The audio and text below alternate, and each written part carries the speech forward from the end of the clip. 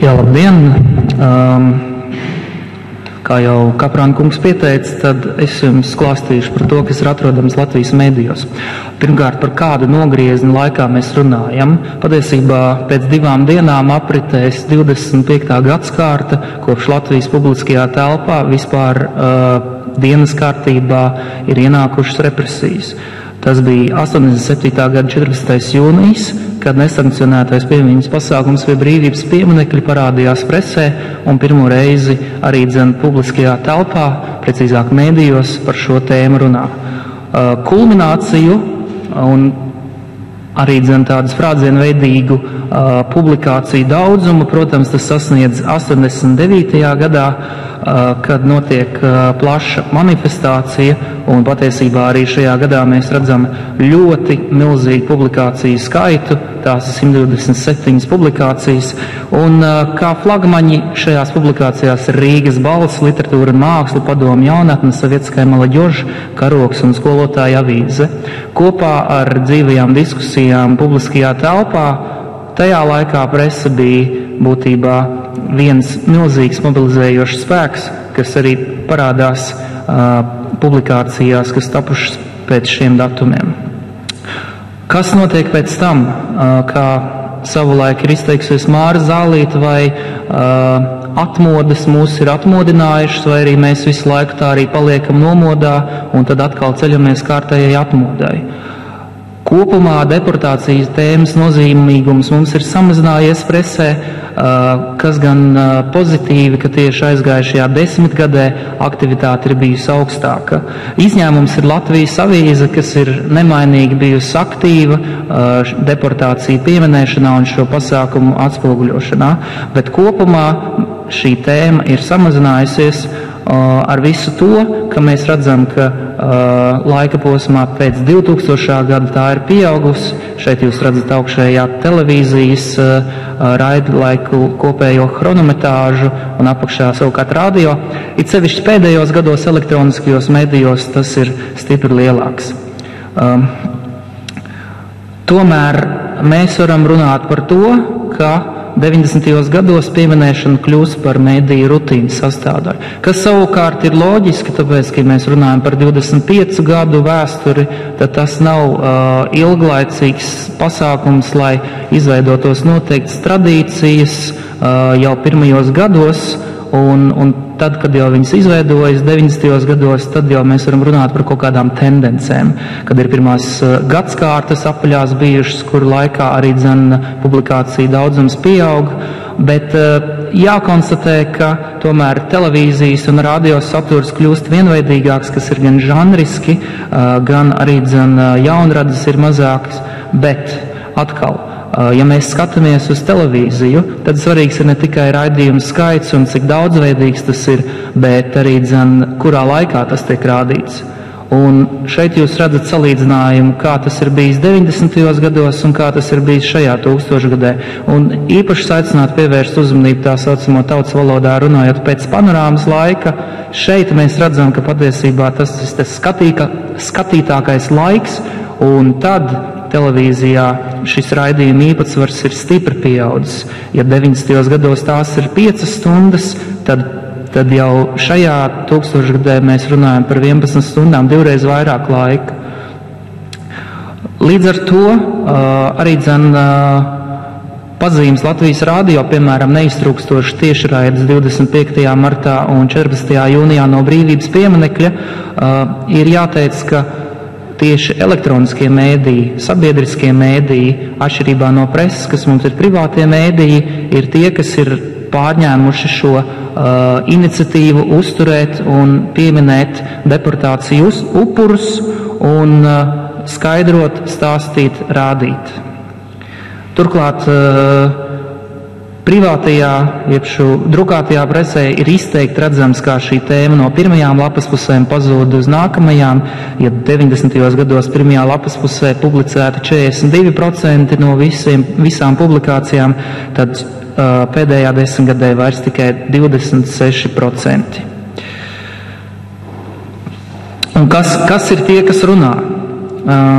Ir ļoti pozitīvi tas, ka ar visu to, ka mums ir zināma mediju rutīna, ir zināma tāda 2., 5., 10. lapas puse, ir lielāka daudzbalsība.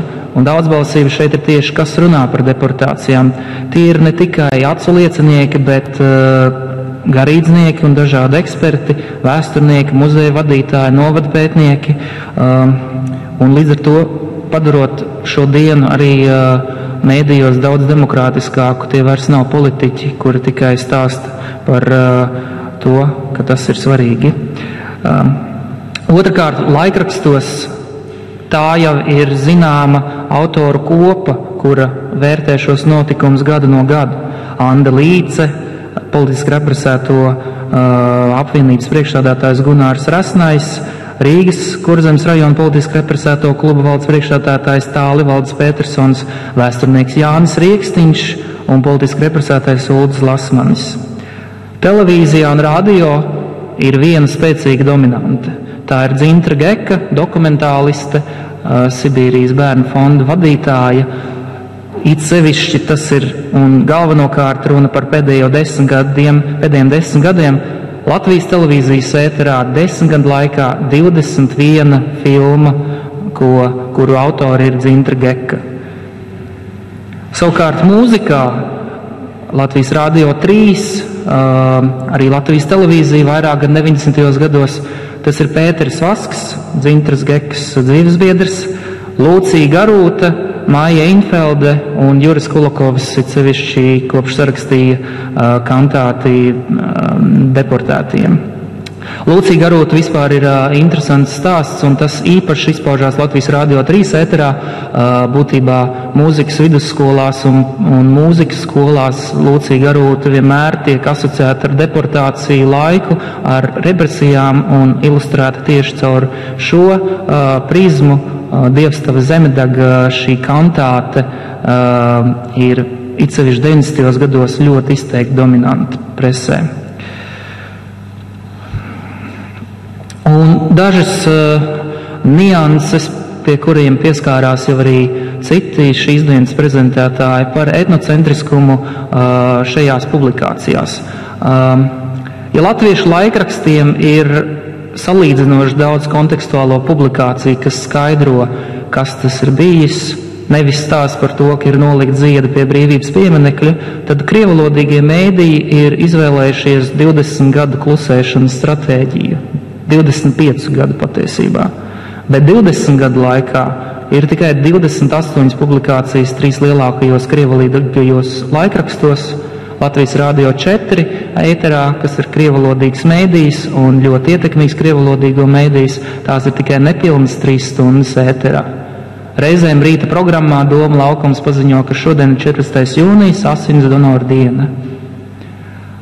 Savukārt komentētājs Leonīds Fedosējevs uzskata, ka tieši iemesls ir šis etnocentriskums, kad Latvijas tautas ciešanas pārstās dalīt pēc nacionālā principa, kad notikuma vērtējums izrietēs no Latvijai, nevis tikai titulu nācijai nodarītajiem zaudējumiem, lūk, tad mēs visi sapratīsim, ka nav svešu ciešanu. Tā pašā laikā Marina Kostaņecka, kā raidījuma vadītāja, pati ir atradusi un ētrā aicinājusi kādu ne latvieti, lai stāstītu par viņu kā upuru ciešanām, tā kā šeit ir jautājums, kurš spērs to pirmo soli. Vai ir kādas atšķirības saturā 25. martā un 14. jūnijā? Lokālajos laikrakstos daudz vairāk publikāciju parādās tieši 25. martā, un tas ir skaidrojums tāpēc, ka 25. marta izsūtīšanas tiešām skāra vairāk tie, kas dzīvoja ārpus Rīgas, un nacionālajos laikrakstos tieši publikācijas ir saistībā ar 14. jūniju. Televīzijā un rādio šādas atšķirības nav. Sarkanais stabiņš ir 14. jūnijas, 25. marts ir zilā krāsā. Jūs redzat, ka patiesībā ļoti mainīga un noturīga tendence, tas pats attiecībā uz Latvijas Rādio 1. kanālu, nav īsti izteikta kāda diena. Noslēgumā Man ir jāpiemina kāda diena, kur šeit skan daudz retāk, Kaprāna kungs viņu pieminēja, un tas patiesībā Latvijas sabiedriskajā telpā un Latvijas politiķu dienas kārtībā ir viens liels kauna traips. Es runāju par dienu, kur ir Latvijas kalendārā, bet viņa nav Latvijas mēdījos. Pret latviešu tautu vērstā totalitārā komunisma režīma genocīda upuru piemiņas diena ir diena, kas ir Latvijas kalendārā kopš 1998. gada. Bet 4 gadus presē nav neviena vārda par šo dienu. Savukārt pelēkā krāsā iezīmētajos gados jūs atradīsiet paziņojumus un aicinājumus neaizmirst izkārt karogu, lai nebūtu administratīvais sods jāpiemēro māju īpašniekiem. Tad, protams, rodās jautājums, kāpēc šī diena ir ierakstīta kalendārā un kurš ir atbildīgs par to, lai atcerētos tos upurus, kas 30. gadu beigās Krievijā tika iznīcināti tā saucamajā latviešu operācijā. Paldies!